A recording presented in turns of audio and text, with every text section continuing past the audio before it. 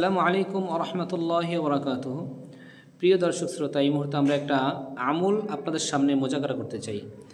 আমলটা হলো, রাতে ঘুমানোর আগে আপনি ওযু অবস্থায়, পবিত্র অবস্থায় বিছানায় যাবেন এবং বিছানাকে আপনি ঝেড়ে সুন্দর মতন, তারপরে কারণ অনেক পোকামাকড় হাঁটতে পারে, বিষাক্ত কোনো জিনিস থাকতে পারে, তারপরে আমি একটা আমল আপনাদেরকে শিখিয়ে দিচ্ছি যে আমলটা করলে আপনি 1,24,000 নেকি পাবেন ইনশাআল্লাহ।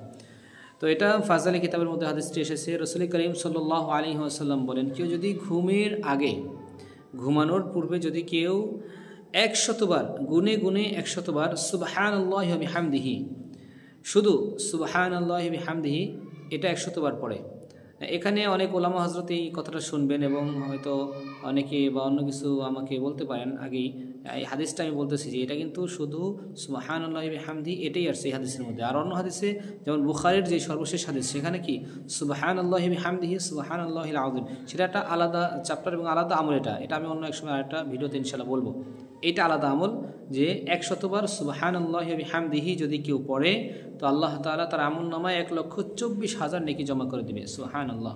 এই জন্য আমরা ইনশাআল্লাহ এখন থেকে ঘুমের পরে আমরা বাজে আমল না করে, খারাপ কোনো জিনিস না করে, আমরা বর্তমান সময়ে আমাদের যুবক ভাই, বিশেষ করে আমাদের যুবক শ্রেণীর ভাইরা বিশেষ করে এই বর্তমান সময়ে ফেসবুকে, ইউটিউবে, টিকটকে এই সমস্ত কাজগুলোতে আজকে তারা সময় দিয়ে তার জীবনটাকে নষ্ট করেছে। দেখবেন সুন্দর সুন্দর চেহারাগুলো নষ্ট হয়ে যাচ্ছে। আমাদের যুবক ভাইদের চেহারার দিকে তাকাইলে এখন ওই চেহারার যে একটা নূর আছে, একটা মানুষ কালো হোক কিন্তু তার চেহারা একটা নূর আছে অন্যরকম, নামাজের একটা নূর আছে, একটা মুসলমানের নূর আছে, একটা ইমানদারের নূর আছে চেহারায়, সেই নূরটা তার ভিতরে নাই। কারণ সে ওই যে রাতের বেলা মোবাইল টিপতে টিপতে তার সমস্ত নূর নষ্ট করে দিয়েছে। এই জন্য বলবো, রাতে ঘুমানোর আগে আপনি আমলটা করে শুবেন ইনশাআল্লাহ। সুবহানাল্লাহি ওয়া বিহামদিহি এটা 100 বার পড়বেন। আল্লাহ তাআলা আপনার চেহারাকে সুন্দর রাখবে, আপনার আমলকে সুন্দর রাখবে, আপনার ঘুমকে সুন্দর করবেন এবং আপনি একদিন ইনশাআল্লাহ ঘুমে ঘুমে আমাদের নবীকে স্বপ্নে দেখে ফেলবেন।